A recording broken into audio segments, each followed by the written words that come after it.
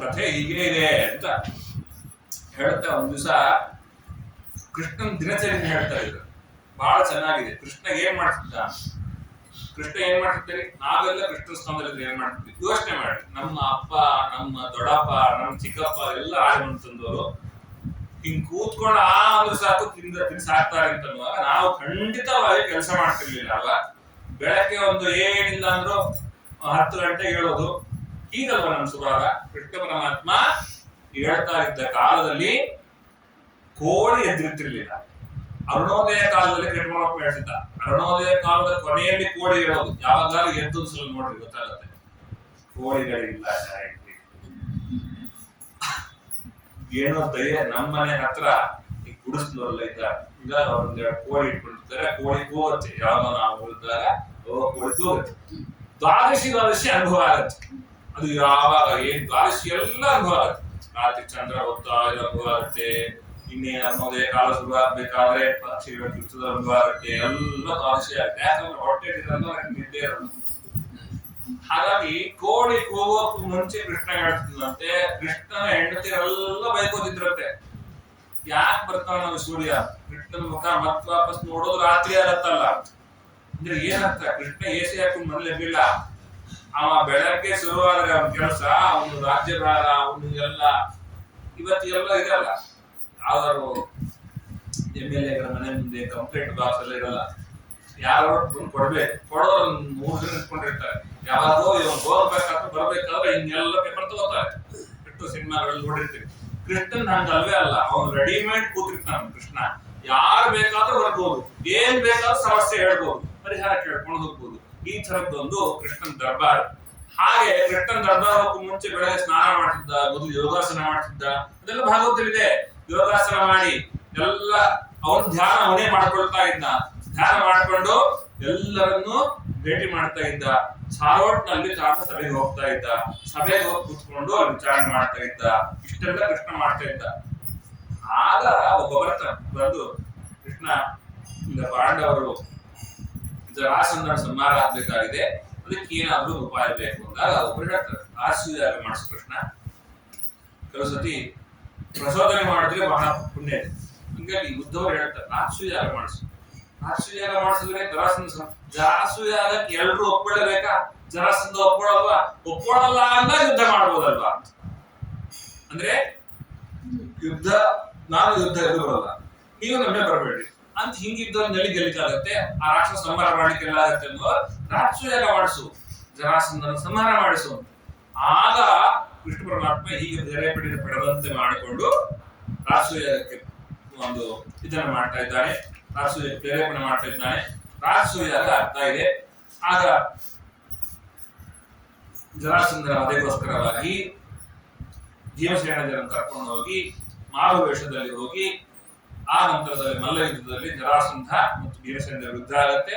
ಅವರ ಸಂಹಾರ ಆಗ್ತಾ ಇದೆ. ಏನ್ ಹೇಳಿ ಹೊರಟಿದೆ? ಕೃಷ್ಣನ ಶಕ್ತಿ ಇರಲಿರುವ ಜರಾಸಂಧ 17-18 ಸತಿ ಓಡಿಸ್ತಾನೆ ವಾಪಸ್ಸು. ಅಷ್ಟು ಸತಿ ಒಂದ್ಸಲ ಸಂಹಾರ ಯಾಕೆ ಮಾಡ್ಲಿಲ್ಲ? ಇಷ್ಟೇ, ದೇವರಿಲ್ಲ, ದೇವರು ಹರಿ ಹರಿ ಅಂತ ಶಬ್ದ ಕೇಳಲ್ಲ ಅಂತಿದ್ರೆ ಅವ್ರ ಸಂಹಾರ ಮಾಡೋ ಭೀಮಸೇನ ದೇವರೇ. ಯಾಕೆ? ಮಹಾದ್ವೇಷಿ ಯಾರು? ಜರಾಸಂಧ. ಅವನ ಊರಲ್ಲೆಲ್ಲ ಹೊರಗಡೆ ನಗಾರಿ, ದಿನಾ ನಗಾರಿ ಶಬ್ದ. ಯಾಕೆ ಎಷ್ಟು ನಗಾರಿ ಶಬ್ದ ಅಂತಂದ್ರೆ, ಹೊರಗಡೆ ಅವನ ಊರು ಬಿಹಾರ, ಅವನ ಪಟ್ಟಣದ ಆ ಕಡೆಗೆ ಗಂಗಾ ನದಿ. ಗಂಗಾನ ಜುಳು ಜುಳು ಶಬ್ದ ಕೇಳಿಸ್ಬಾರ್ದು. ಯಾಕಂದ್ರೆ ಹರಿಪಾದ ಸಂಗಿ ಅವಳು, ಅದರಿಂದಾಗಿ ಅಷ್ಟು ದ್ವೇಷ ಮಾಡ್ತಿದ್ದವನು. ಅಂತಹ ಹರಿದ್ವೇಷಿಯನ್ನು ಭೀಮಸೇನ ದೇವರ ಸಂಹಾರ ಮಾಡ್ತಾರೆ. ಇತ್ತ ಖಾಂಡವನ ದಹನ ಮಾಡ್ತಿರ್ತಾರೆ. ರಾಜಸೂಯಾಗ ಆಗ್ತಾ ಇದೆ. ಜರಾಸಂಧನ ಸಂಹಾರ ಆಯ್ತು. ರಾಜಸೂಯಾಗದಲ್ಲಿ ಯಾರಿಗೆ ಅಗ್ರ ಪೂಜೆ ಪ್ರಶ್ನೆ. ಭೀಷ್ಮಾಚಾರ್ಯ ಅಂದ್ರು, ಇದನ್ನೊಂದು ಇವನಿಗಿಂತ ಒಂದು ಕ್ಯಾಂಡಿಡೇಟ್ ಬೇಕಾ, ಇವನು ಅಗ್ರ ಪೂಜೆ ಮಾಡ್ಲಿ.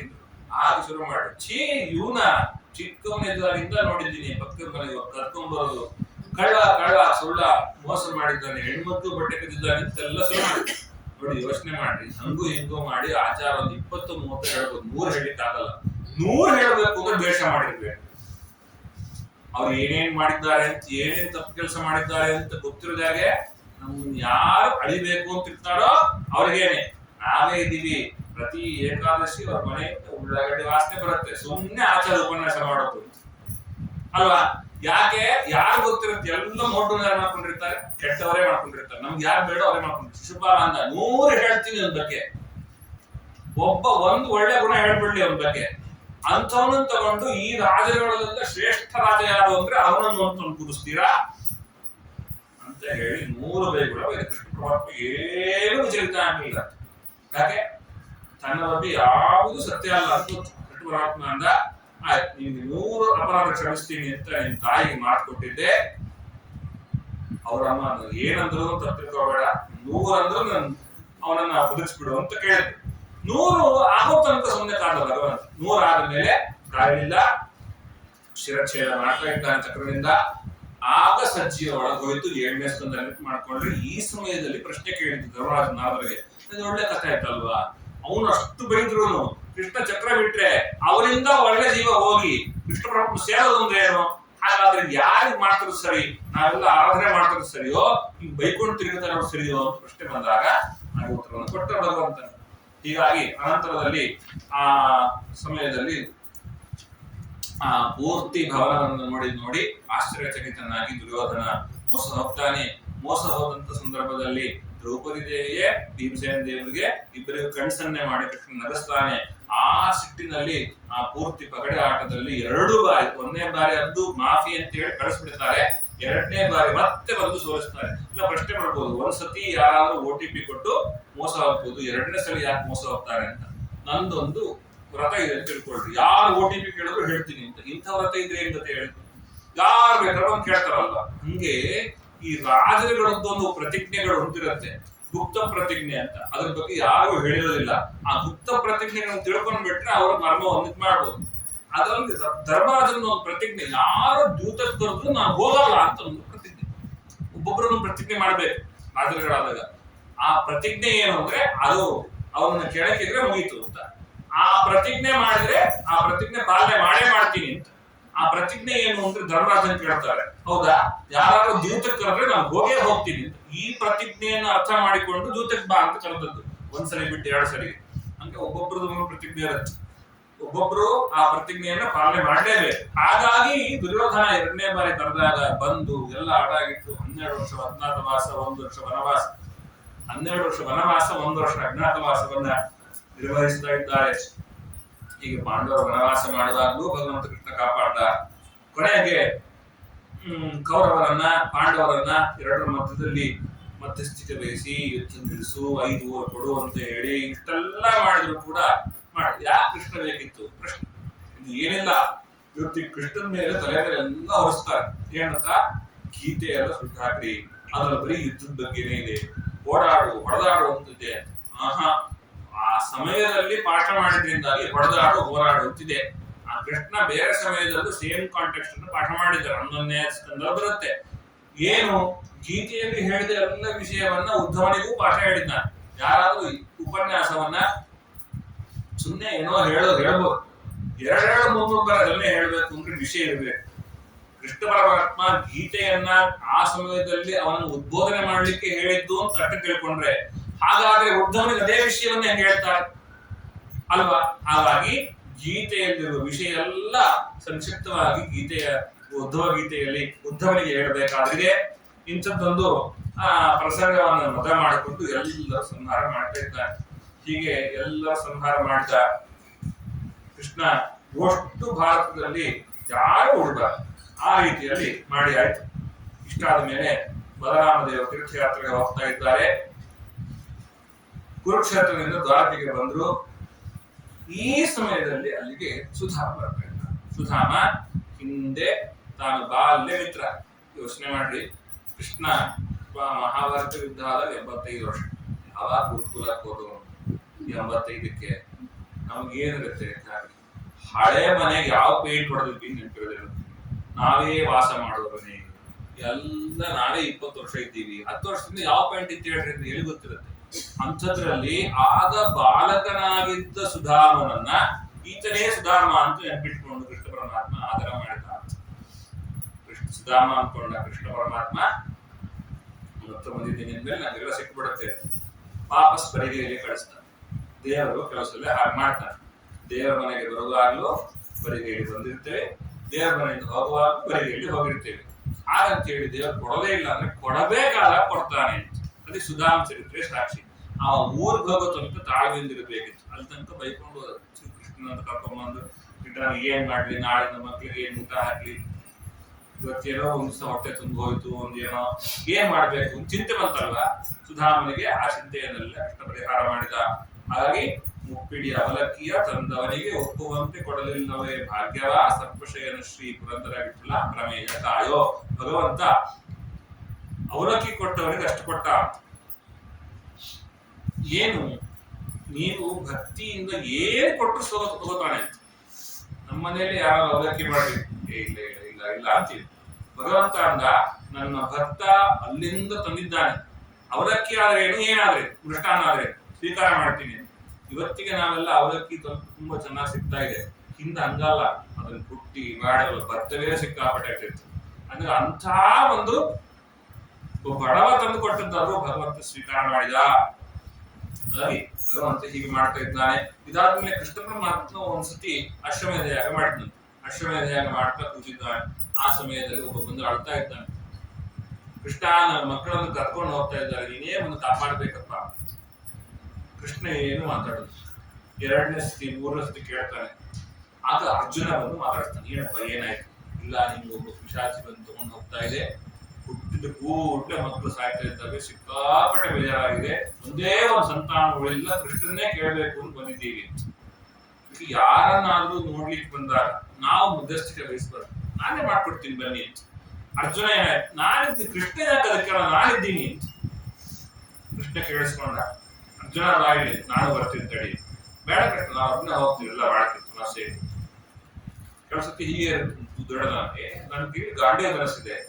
ಎಷ್ಟು ಯುದ್ಧ ಮಾಡಿದ್ದೀನಿ, ಇಡೀ ಎಲ್ಲ ಕೌರವರನ್ನು ಆ ಸೈನ್ಯವನ್ನು ನಾಶ ಮಾಡಿದ್ದೀನಿ, ವಿಷಯ ಅಲ್ಲ, ನಾನು ಹೋಗ್ತೇನೆ ಅಂತ ಅಹಂಕಾರವಂತು. ಕೃಷ್ಣನ ಬಲ ಇಲ್ಲದೇ ಇದ್ರು ನಾನು ಯಾವುದೋ ಒಂದು ಜಯವನ್ನ ಪಡೆಯಬಲ್ಲೆ ಅನ್ನೋ ಅಹಂಕಾರವಂತು. ಕೃಷ್ಣ ಪರಮಾತ್ಮ ಹೇಳಿದ ನಾನು ಬರ್ತೇನೆ ಅಂತ. ಕೇಳಲಿಲ್ಲ, ಹೋಗ್ತಾ ಇದ್ದಾರೆ. ಬ್ರಾಹ್ಮಣರಿಗೆ ಹೇಳಿದಂತೆ ನಾನೆಲ್ಲ ದಿಗ್ಬಂಧನ ಮಾಡಿದ್ದೀನಿ, ಒಳಗೆ ಪ್ರಸವ ಆದ ಕೂಡಲೇ ಹೇಳು, ಎಲ್ಲಿ ಬರ್ತಾರೋ ಅಲ್ಲಿ ಬಡಬಿಡ್ತೀನಿ. ಪೂರ ದಿಗ್ಬಂಧನ ಮಾಡಿದ್ದಾರೆ, ಎಲ್ಲ ಬಂಧನ ಮಾಡಿದ್ನು. ಪ್ರಸವ ಆಯ್ತು ಅಂದ ಕೂಡಲೇ ಯಾರು ಕಾಣ್ತಾ ಇಲ್ಲ, ಹಾಗೂ ಕಾಣ್ತಾ ಇಲ್ಲ. ಬಂದು ಬೈತಾ ಇದ್ದಾರೆ. ನಾನು ಅದಕ್ಕೆ ಕೃಷ್ಣ ಹತ್ರ ಬಂದೆ, ನೀನೇನೋ ದೊಡ್ಡ ಬಿಲ್ಲುಗಾರ ಹಾಗೆ ಹೀಗೆ ಅಂತ ನೀನ್ ಬೆನ್ ತಟ್ಕೊಂಡು ಬಂದಲ್ಲ, ಇವಾಗ ನನ್ನ ಮಗು ಹೋಯ್ತು, ಏನ್ ಉತ್ತರ ಕೊಡೋದು? ಕೃಷ್ಣ ಪರಮಾತ್ಮ ಅಂತ ಅಲ್ಲ. ಆಗ ಅರ್ಜುನ ಅಂತ, ಹಾಗಾದ್ರೆ ಅಗ್ನಿ ಪ್ರವೇಶ ಮಾಡ್ತೀನಿ. ಕೃಷ್ಣ ಅಂತ ಎಷ್ಟು ಸತಿ ಪ್ರವೇಶ ಮಾಡ್ಬೇಕು ಅಂತ ಹೋಗ್ತೀಯ, ನಾನೇ ಬರ್ಬೇಕು. ಭಗವಂತ ಅಂತ ಬಾ ಅಂತ ಕರ್ಕೊಂಡು ಹೋಗಿ, ಆತ ಹೋಗಿ ಲೋಕಾಲೋಕ ಪರ್ವತವನ್ನ ಭೇದಿಸಿ, ಅಥವಾ ಹೊರಗಿನ ತಮಸ್ಸನ್ನ ಭೇದಿಸಿ ಅನಂತಾಸನಕ್ಕೆ ಹೋಗಿ, ಅಲ್ಲಿ ಭಗವಂತನ ಹತ್ರ ಇದ್ದಂತಹ ಅವನದ್ದೇ ಇನ್ನೊಂದು ರೂಪ, ಅಲ್ಲಿದ್ದಂತಹ ಮಕ್ಕಳನ್ನು ತಂದು ಇದನ್ನ ಅಟ್ಟಾಡ್ತಾನೆ. ಯಾಕೆ ನೋಡೋರಿಗೆ ಅನ್ಸ್ಬೇಕು, ಅನಂತಾಸನದಲ್ಲಿರೋದೇ ಬೇರೆ, ಕೃಷ್ಣನೇ ಬೇರೆ ಅಂತ. ಯಾಕಂದ್ರೆ ಭಾಗವತದಲ್ಲಿದೆ ಇಬ್ರು ಎರಡೂ ಒಂದೇ ರೂಪ, ಎರಡೂ ಒಂದೇ ರೂಪ ಆದ್ರೂ ಭಗವಂತ ಹಾಗೆ ಮಾಡ್ದ. ಇಷ್ಟೆಲ್ಲ ಆಗಿ ಆ ಅಶ್ವಮೇಧ ಯಾಗ ಮುಗಿಸಿದ ಮೇಲೆ ಆ ಅರ್ಜುನನ್ ದರ್ಪ ಶಾಂತಿ ಆಯ್ತು. ಬಾ ಅರ್ಜುನ, ಅದಕ್ಕೆ ಹೇಳಿದೆ ನಾನು ಬರ್ತೀನಿ ಅಂತ ಹೇಳಿ, ಕೇಳಿಲ್ಲ ಏನು ಅಂತ ಕರ್ಕೊಂಡು ಬರ್ತಾ ಇದ್ದಾನೆ. ದಂತವಕ್ರ ಮತ್ತು ವಿದೂರಥ ಅಂತ ಶಿಶುಪಾಲನ ಸಾವಿಗೆ ಸೇಳಿ ತಿಳಿಸ್ಕೊಡ್ಲಿಕ್ಕೆ ಬಂದು ಅಶ್ವಮೇಧ ಯಾಗ ಮಾಡಿ ಅವೃತ ಸ್ನಾನ ಮಾಡಿ ಬರ್ತಾ ಇದ್ದಾರೆ. ಎದುರಿಗೆ ಬಂದ, ಗದೆ ಹಿಡ್ಕೊಂಡು ಬಂದು ದಂತವಕ್ರ, ಏನೋ ಕೃಷ್ಣ ಏನ್ ಅನ್ಕೊಂಡಿದ್ದಿ, ಎಲ್ಲರೂ ಮುಗಿದ್ಬಿಟ್ರು ಅನ್ಕೊಂಡ್ಯಾ, ನನ್ ಕೈಲೇ ಸಾಯ್ಬೇಕು ಅಂತ ಹೆಂಗಿತ್ತು, ಅದಕ್ಕೆ ಬಾ ಇಡಿ ನೋಡೋಣ ದಂದಯುದ್ಧ ಮಾಡು ಅಂತ ದಂತವಕ್ರನನ್ನು ಸಂಹಾರ ಮಾಡ್ತಾನೆ ಗದೆಯಿಂದ. ಅವನ ಒಳಗಿರುವ ಜೀವರು ಕೂಡ ಹಾಗೆ ಹೋಗ್ತದೆ. ವಿದೂರಥ ಬಂದ, ವಿದೂರಥನ್ನು ಕೃಷ್ಣಾರ್ಪಣೆ ಮಾಡಿದ. ಅಲ್ಲಿಗೆ ಮುಗಿಯಿತು ನೋಡಿ. ಭೂಭಾರ ಹರಣಾಯ ಚ ತಾತ ಕಂಸವದಾರ್ಥಾಯ ಭೂಭಾರ ಹರಣಾಯ ಚ. ಭೂಮಿಗೆ ಭಾರಾದವರು ಪೂತನಿಯಿಂದ ಹಿಡ್ಕೊಂಡು ವಿದೂರಥನ ತನಕ ಇದ್ರು. ಅದನ್ನೆಲ್ಲ ಸಂಹಾರ ಮಾಡಿ ಕೃಷ್ಣ ಅಂದ, ಇನ್ನು ನಾನು ಯಾರನ್ನು ಸಂಹಾರ ಮಾಡೋದಿಲ್ಲ, ಎಲ್ಲರನ್ನು ಮುಗಿಸ್ಬಿಟ್ಟಿದ್ದೀನಿ, ಇನ್ನೇನಿದ್ರು ಬೇರೆಯವ್ರ ಕೈಗೆ. ಅದಕ್ಕೆ ಪರೀಕ್ಷಿತ ರಾಜನ ಹತ್ರ ಕಲಿ ನಿಗ್ರಹ ಮಾಡಿಸ್, ನಾನು ಹೋಗ್ಲೇ ಇಲ್ಲ. ದ್ವಾರಕೆಗೆ ಬಂದಿರ್ತಾ ಇದ್ದಾರೆ. ಒಟ್ಟು ದ್ವಾರಕೆಯಲ್ಲಿ ಎಷ್ಟು ಜನ ಇದ್ರು ಅಂತ ಪ್ರಶ್ನೆ, ಪರೀಕ್ಷಿತ ರಾಜನ ಪ್ರಶ್ನೆ, ದ್ವಾರಕೆಯಲ್ಲಿ ಎಷ್ಟು ಜನ ಇದ್ರು ಅಂತ. ಅದಕ್ಕೆ ಅವ್ರು ಹೇಳ್ತಾರೆ, ನಿಮ್ಗೆ ಲೆಕ್ಕ ಒಂದು ಕೊಡ್ತೀವಿ, ಆ ಲೆಕ್ಕ ನೋಡ್ಕೊಂಡು ಹೋಗುದು. ದ್ವಾರಕೆಯಲ್ಲಿ ಎಷ್ಟು ಜನ ಇದ್ರು ಅಂತ ಕೇಳಿದ್ರಲ್ವಾ, ದ್ವಾರಕೆಯಲ್ಲಿದ್ದ ಯಾದವರುಗಳ ಮನೆ ಮನೆ ಬೇಡ, ಮನೆಯಲ್ಲಿರೋ ಮಕ್ಕಳು ಬೇಡ. ಮಕ್ಕಳಿಗೆ ಪಾಠ ಮಾಡ್ತಾ ಇದ್ದ ಅಧ್ಯಾಪಕರ ಸಂಖ್ಯೆ ಎಷ್ಟು ಅಂದ್ರೆ ಅದನ್ನ ಹೇಳ್ತಾರೆ. ದ್ವಾರಕೆಯಲ್ಲಿದ್ದ ಯಾದವ ಕುಮಾರನಿಗೆ ಪಾಠ ಮಾಡ್ತಾ ಇದ್ದವ್ರ ಸಂಖ್ಯೆ 16,100 ಎಷ್ಟೋ ಕೋಟಿ, ಅಷ್ಟು ಜನ ಪಾಠ ಮಾಡ್ತಾ ಇದ್ರು ಅಂತ ಯಾದವರಿಗೆ. ಆ ಸಂಖ್ಯೆ ಬಹಳ ರೋಚಕವಾಗಿದೆ. ಇದಾದ ಮೇಲೆ 10,000 ವರ್ಷಗಳ ಕಾಲ ಯಾದವರನ್ನು ಲೆಕ್ಕ ಹಾಕಿದ್ರು ಅದರ ಪೂರ್ತಿ ಇದಕ್ಕೆ ಸಿಗೋದಿಲ್ಲ.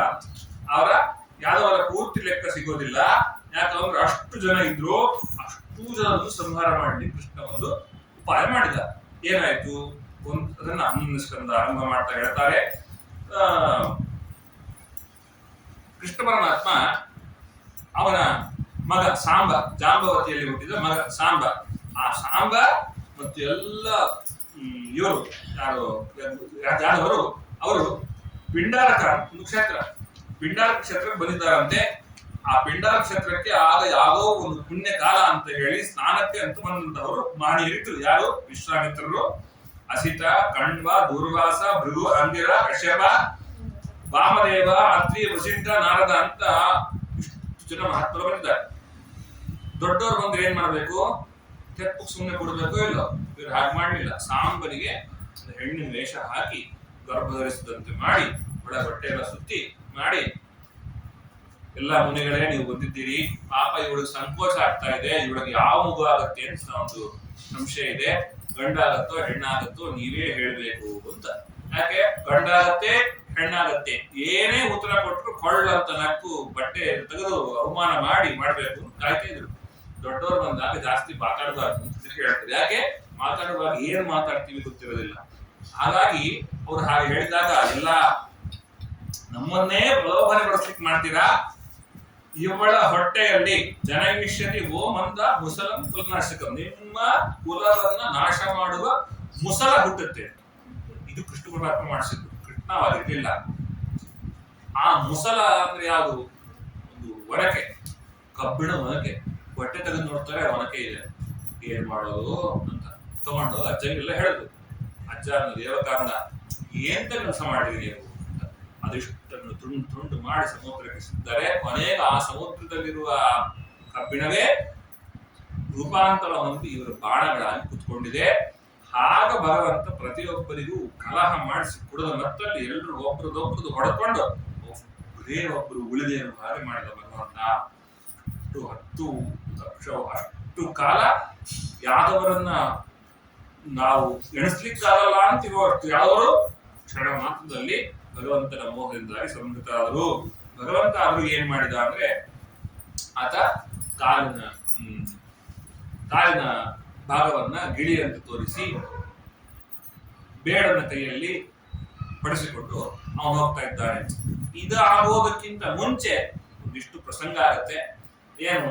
ಒಂದಿಷ್ಟು ಉಪನ್ಯಾಸವನ್ನು ಕೇಳ್ತಾರೆ. ಯಾರು? ವಸುದೇವ ದೇವಕಿ ನಾರದ್ರು ಬರ್ತಾರೆ. ನಾರದ್ರಿಗೆ ಒಂದು ತುಂಬಾ ಬೇಜಾರಾದಾಗ ಒಂದು 2-3 ತಿಂಗಳು ಇದ್ದು ಚಾತುರ್ಮಾಸ್ಯ. ಅದಕ್ಕೆ ಈ ಚಾತುರ್ಮಾಸದಲ್ಲೇ ಆಗ್ಬೇಕು ಅಂತಿಲ್ಲ, ಯಾವಾಗ್ಲಾದ್ರೂ ಅವರು ದ್ವಾರಕೆಗೆ ಬಂದು ಚಾತುರ್ಮಾಸ್ಯ ಅಲ್ಲೇ ಉಳಿದದು, ಅಲ್ಲೇ ಇರೋದು. ಆ ಸಂದರ್ಭದಲ್ಲಿ ಒಮ್ಮೆ ವಸುದೇವ ದೇವಕಿಯರನ್ನು ಭೇಟಿ ಮಾಡ್ಲಿಕ್ಕೆ ಬಂದಾಗ ವಸುದೇವ ದೇವಕಿಯರು ಕೇಳ್ತಾರೆ, ಸ್ವಾಮಿ ಕೃಷ್ಣ ಪರಮಾತ್ಮನ ಸಾಮಾನ್ಯ ಮನುಷ್ಯ ಅಂತ ತಿಳ್ಕೊಂಡ್ಬಿಟ್ಟು ನಾವು ಅನೇಕ ಅರ್ಥಗಳನ್ನು ಮಾಡಿದ್ದೇವೆ. ಆತ ಭಗವಂತ ಅನ್ನೋದು ಮರ್ತೋಗುತ್ತೆ, ನಮಗೆ ನೆನಪಿದೆ ಹಂಗೆಲ್ಲ ಮರ್ತೋಗುತ್ತೆ. ಮರ್ತೋಗಲ್ವೇನ್ರಿ ಕೇಳು. ನಿಜವಾಗ್ಲೂ ಡಾಕ್ಟರ್ ಕೊಟ್ಟಿದ್ ನೆನಪಿದೆ, ಮಾತ್ರೆ ಆ ಟಿವಿ ಸ್ಟ್ಯಾಂಡ್ ಮೇಲೆ ನೆನಪಿದೆ, ಆದ್ರೆ ತಗೊಳ್ಬೇಕಾದ್ರೆ ಮರ್ತೋಗುತ್ತೆ. ತಗೋಬೇಕು ಅನ್ನೋ ಮರ್ತೋಗುತ್ತೆ. ಅಂದಾಗಿ ಈ ತರದ ಮರವು ಭಗವಂತ ಸಾಮಾನ್ಯ ವಿಷಯದಲ್ಲಿ ಕೊಟ್ರೆ ಇನ್ನು ಭಗವಂತನ ವಿಷಯದಲ್ಲಿ ಕೊಡದಿರ್ತಾನ. ಭಗವಂತನೇ ಭಗವಂತ ಅಂತ ಗೊತ್ತಿದ್ರು ಅವನು ಭಗವಂತ ಅನ್ನೋ ನನ್ನ ಮಗ ಅನ್ನೋ ಅಹಂಕಾರವನ್ನು ಕೊಟ್ಬಿಡ್ತಾನೆ. ಹಾಗಾಗಿ ಅನೇಕ ತಪ್ಪು ಮಾಡಿದ್ದೇನೆ, ಏನ್ ಮಾಡ್ಬೇಕು ಅಂತ ಹೇಳಿದಾಗ, ಏನಾದ್ರು ವಿಷಯ ಒಳ್ಳೆ ವಿಷಯ ಹೇಳ್ರಿ, ಭಾಗವತ ಧರ್ಮಗಳನ್ನು ಹೇಳ್ರಿ ಅಂದಾಗ ಇದೇ ಪ್ರಶ್ನೆಯನ್ನು ಒಬ್ಬ ಮಾಡಿದ್ದ. ಯಾರು? ನಿಮಿ ರಾಜ, ವಿದೇಹ ದೇಶದ ರಾಜ ಒಮ್ಮೆ ಸತ್ರಕ್ಕೆ ಬಂದಂತಹ 9 ಜನ ಮಕ್ಕಳು, ಯಾರು? ಋಷಭರ ಮಕ್ಕಳು, ಅವರಿಗೆ ಜಾಯಂತಿಯರನ್ನು ಕರೀತಾರೆ. ಅವರ ಬಳಿಯಲ್ಲಿ ಕೇಳಿದ್ದ, ಅವರ ಉತ್ತರವನ್ನು ಕೊಟ್ಟರು.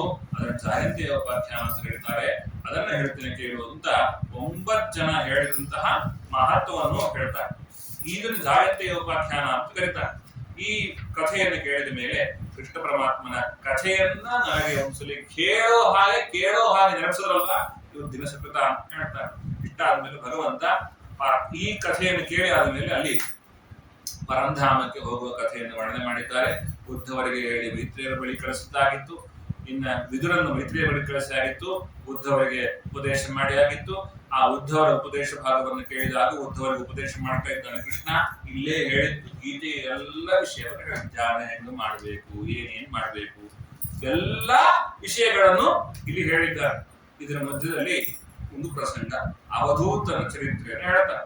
ಈ ಅವಧೂತ ಚರಿತ್ರೆ ಅಂದ್ರೆ ಏನು ಅಂದ್ರೆ, ಒಬ್ಬ ರಾಜ ಬಂದು ಕೇಳ್ತಾರೆ ಅವಧೂತನ ಹತ್ರ, ಅವಧೂತರ ಎಷ್ಟು ಚೆನ್ನಾಗಿದ್ದೀರಿ, ನೀವು ಯಾವುದನ್ನು ಹಚ್ಚಿಕೊಂಡಿಲ್ಲ, ಯಾವುದನ್ನು ಬಹಳ ಇದನ್ನ ಮಾಡ್ಕೊಂಡಿಲ್ಲ, ನಿಮ್ಗೆ ಯಾರು ಇದನ್ನೆಲ್ಲ ಪಾಠ ಮಾಡಿದ್ರು, ಯಾರು ಗುರುಗಳಿದ್ದಾರ? ಹೌದು, 25 ಜನ ಗುರುಗಳು.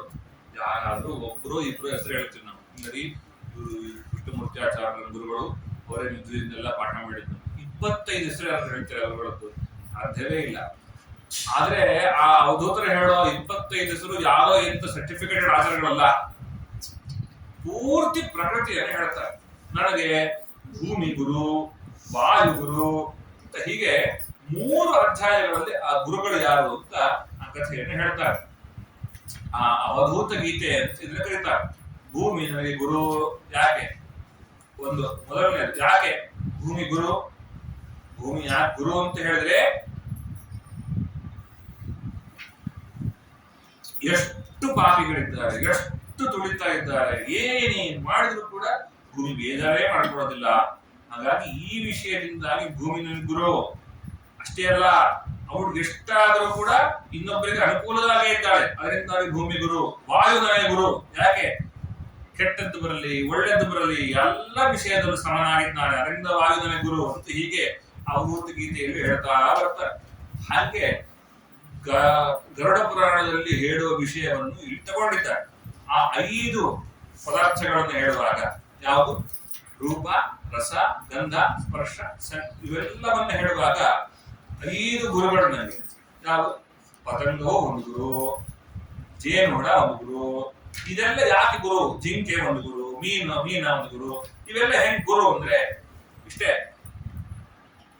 5 ಪದಾರ್ಥಗಳಿದೆ. ಅದು ಯಾರು? ಕಣ್ಣಿಂದ ರೂಪ ನೋಡ್ತೀವಿ, ಎಷ್ಟು ಕ್ಲಿಯರ್ ಆಗಿ ಕಾಣುತ್ತೆ. ಕಿವಿಯಿಂದ ಶಬ್ದ ಕೇಳುತ್ತೆ, ನಾಲಿಗೆಯಿಂದ ರಸನೇಂದ್ರಿಯ ರಸವನ್ನು ಸ್ವೀಕಾರ ಮಾಡುತ್ತೆ, ಸ್ಪರ್ಶನೇಂದ್ರಿಯ ಸ್ಪರ್ಶವನ್ನು ಮಾಡುತ್ತೆ. 5 ಇಂದ್ರಿಯಗಳು ಒಂದು ಕೆಲಸ ಮಾಡ್ತಾವಲ್ಲ. ಗರುಡ ಪುರಾಣ ಹೇಳುತ್ತೆ, ಒಂದು ಪತಂಗ ಆ ರೂಪವನ್ನು ನೋಡುತ್ತೆ, ನನಗೂ ಆ ರೂಪ ಬೇಕು ಅಂತ ಬರುತ್ತೆ.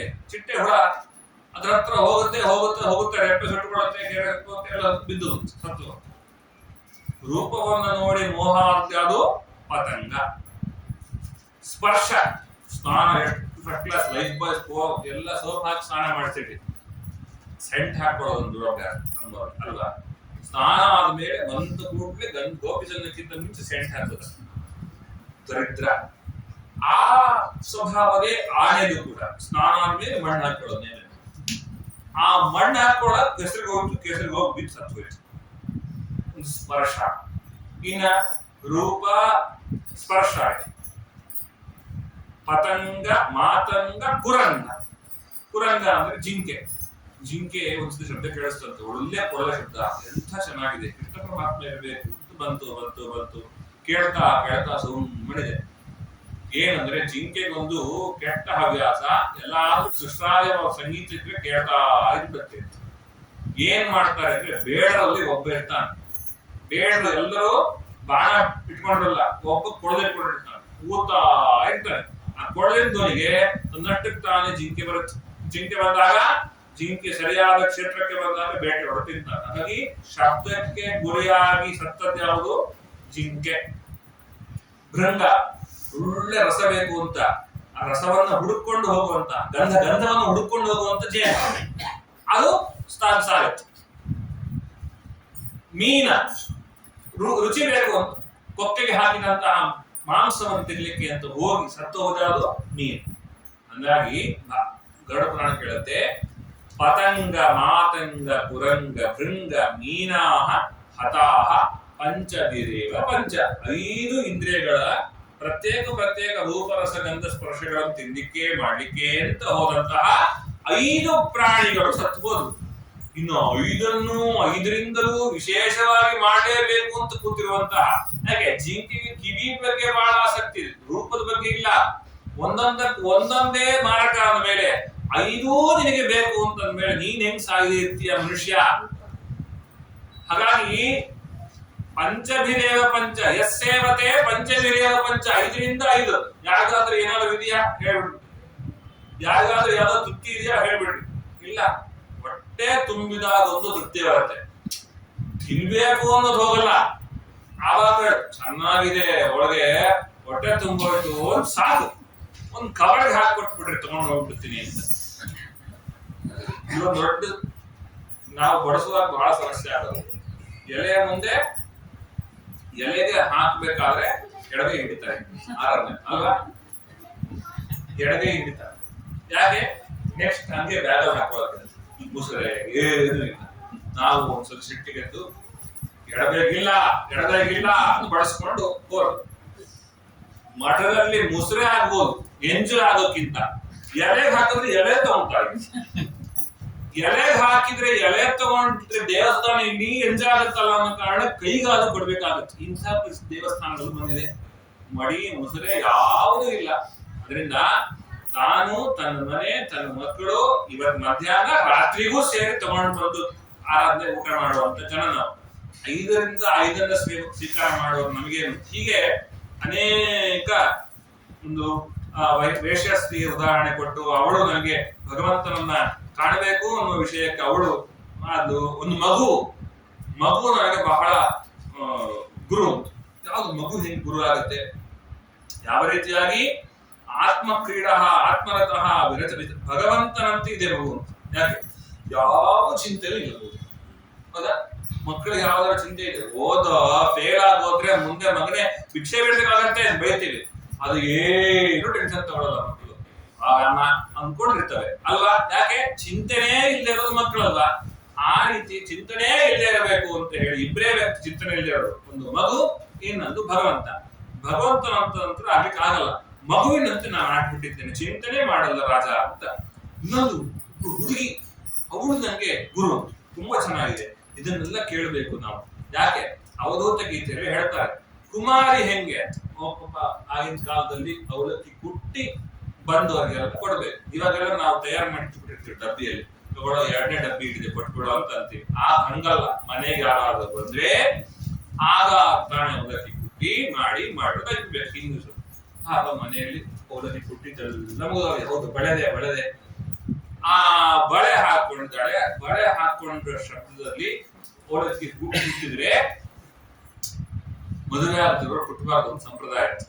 ಹಂಗಾಗಿ ಇವ್ರು ನನ್ನ ಮದುವೆ ಮಾಡ್ಕೊಳ್ತಾರೋ ಇಲ್ವೋ ಅಂತ ಬಹಳ ಬೇಜಾರಾಯ್ತು. ಹಂಗಾಗಿ ಬಳೆ ಎಲ್ಲ ತೆಗೆದು ಆಮೇಲೆ ಕುಟ್ತಾ ಇತ್ತು. 2 ಬಳೆ ಇತ್ತಲ್ವಾ, 2 ಶಬ್ದ ಮಾಡಿ ಶುರುವಾಯ್ತು. ಒಂದು ಬಳೆದು ಒಂದೇ ಬಳೆಯಲ್ಲಿ ಕುಟ್ಟಿತ್ತು.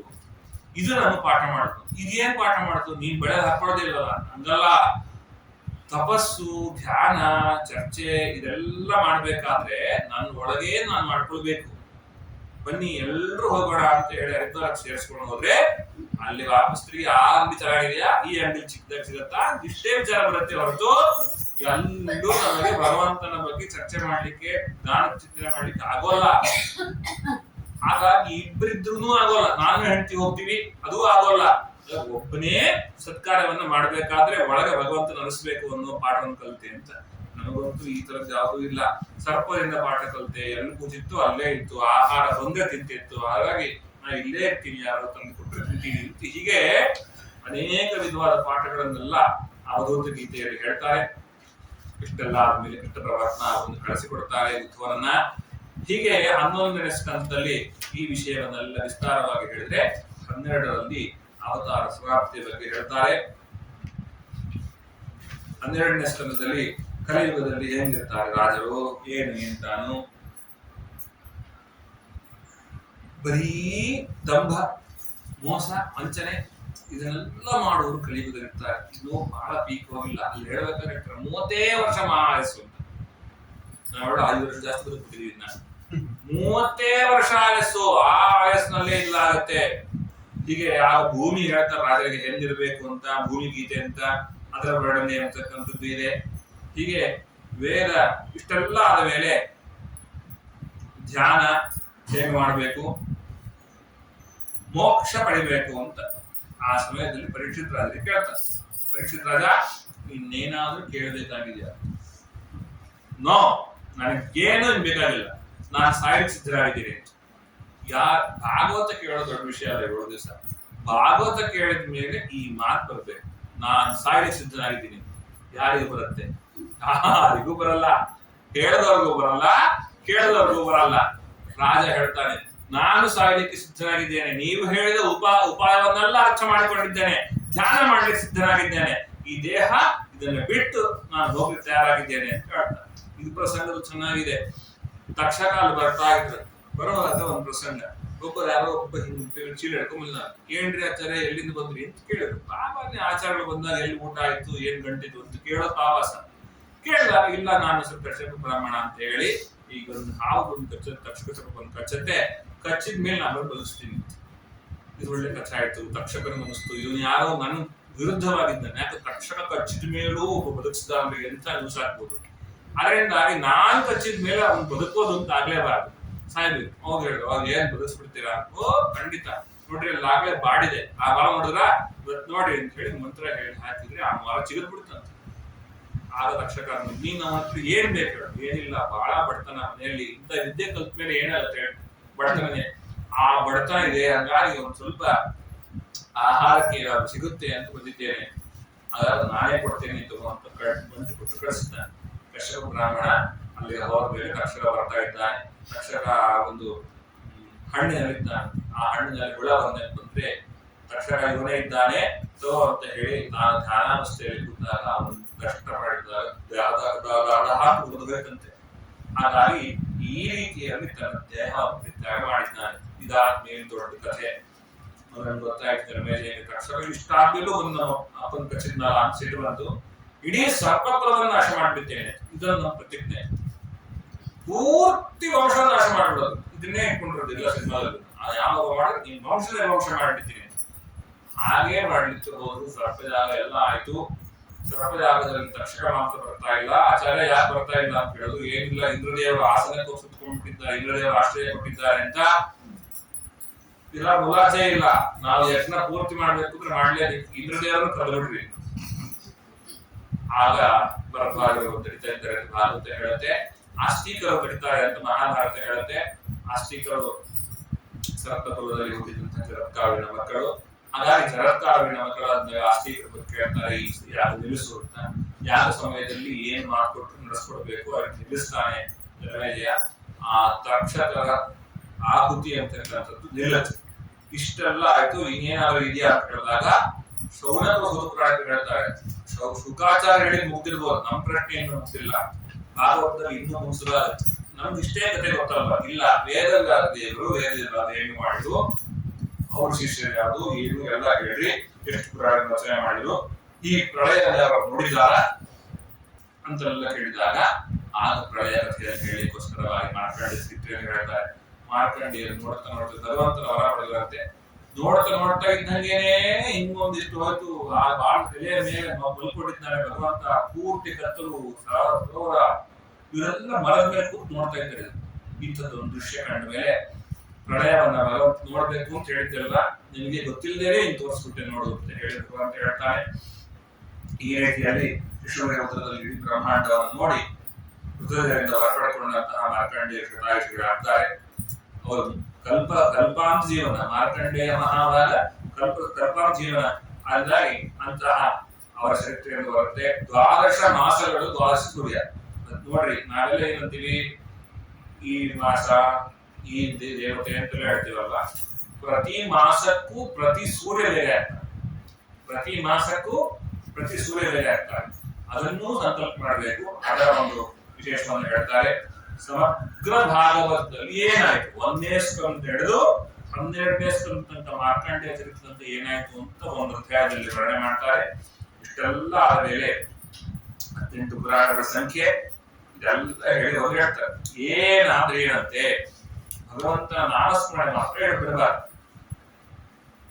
ಏನೋ ಭವೇ ಭವೇ ಯಥಾ ಭಕ್ತಿ ಪಾದಯೋಸ್ತವ ಜಾಯತೆ ತಥಾ ಕುರುಷ್ವ ಯೋಗೇಶ ನಾಥಸ್ತಂ ಮೇತ ಪ್ರಭೋ. ಪ್ರತಿ ಒಂದು ಬಾರಿ ನಾನು ಹುಟ್ಟಿದಾಗಲೂ ಕೂಡ ನಿನ್ನ ಪಾದಕಮಲಗಳಲ್ಲಿ ನನಗೆ ಭಕ್ತಿ ಬರಬೇಕಪ್ಪ, ಈ ರೀತಿಯಲ್ಲಿ ಮಾಡುವಂತ ಪ್ರಾರ್ಥನೆ ಮಾಡ್ತಾ ಇದ್ದಾರೆ. ನಾಮ ಸಂಕೀರ್ತನ ಯಸ್ಯ ಸರ್ವಭಾವ ಪ್ರಣಾಶನಂ ಪ್ರಣಾಮೋ ದುಃಖ ಶಮನ ಸ್ತಂ ನಮಾಮಿ ಹರಿಪರಂ. ಇದು ಕೊನೆಯ ಮಂಗಳಾಚರಣೆ. ಅಲ್ಲಿ ನಾಮ ಸಂಕೀರ್ತನ, ಭಗವಂತನ ನಾಮಸ್ಮರಣೆ, ಅದು ಏನಾಗಿದೆ, ಸರ್ವಭಾವ ಪ್ರಣಾಶನವಾಗಿದೆ, ಎಲ್ಲ ಪಾಪಗಳನ್ನು ನಾಶ ಮಾಡಿ ಹಾಕುತ್ತೆ. ಅದರಿಂದ ಅಂತಹ ದುಃಖ ಶಮನದಂತಹ ಭಗವಂತನಿಗೆ ನಮಸ್ಕಾರ ಮಾಡ್ತೇನೆ ಅಂತ ಈ ಒಂದು ಮಂಗಳಾಚರಣೆ. ಅದರಿಂದಾಗಿ ಇಂತಹ ಭಾಗವತ ಅಧಿಕ ಮಾಸದಲ್ಲಿ ವಿಶೇಷ ಕೇಳಬೇಕು ಅಂತ ಹೇಳ್ತಾರೆ. ಅದರಿಂದ ಇವರು ಈ ಕ್ಷೇತ್ರದಲ್ಲಿ ಅನೇಕ ವರ್ಷಗಳ ಕಾಲದಿಂದ ಅನೇಕ ಮಹನೀಯರಿಂದ, ಅನೇಕ ಜ್ಞಾನಿಗಳಿಂದ ಅನೇಕ ಜ್ಞಾನಗಳನ್ನು ಮಾಡಿಸಿದ್ದಾರೆ. ಈ ಒಂದು ಅಧಿಕ ಮಾಸದಲ್ಲಿ ನನಗೊಂದು ಪುಣ್ಯ ಭಾಗವನ್ನು ಕೊಡಬೇಕು ಅನ್ನೋ ನೆಪದಲ್ಲಿ ಈ ಉಪನ್ಯಾಸ ಮಾಡಿ ಕೇಳಿದ್ರು. ಹರಿಚಿತ್ತ ಭಗವಂತನ ಆಜ್ಞೆಗಾಗಿ ಏನೊಂದು ವಾರ ಪ್ರಯಾಸವನ್ನು ಮಾಡಿದ್ದೇವೆ. ತಡವಾಗಿ ಬಂದದ್ದುಂಟು, ಬೇಗ ಬಿಟ್ಟದ್ದುಂಟು. ಆದ್ರಿಂದ ಇದು ಸಹಜವಾದ ಮನುಷ್ಯ ಧರ್ಮ. ಎಲ್ಲರೂ ಕೂಡ ಇವೆಲ್ಲ ಶ್ರದ್ಧಾ ಭಕ್ತಿಯಿಂದ ಈ ಒಂದು ವಾರ ಭಜನೆ ಮಾಡಿದ್ದೀವಿ. ಪ್ರಾಯಸ ಮುಂದೆ ಕಂಟಿನ್ಯೂ ಮಾಡ್ತೀವಿ ಅಂತ ಕಾಣಿಸುತ್ತೆ ಭಜನೆಯನ್ನ. ಅದರಿಂದ ಈ ಅಧಿಕ ಮಾಸದಲ್ಲಿ ಭಗವಂತ ಪುರುಷೋತ್ತಮ ಏನ್ ನಮ್ಮ ಕೈಲಿ ಮಾಡಿಸ್ತಾ ಇದ್ದಾರೆ ಎಲ್ಲವೂ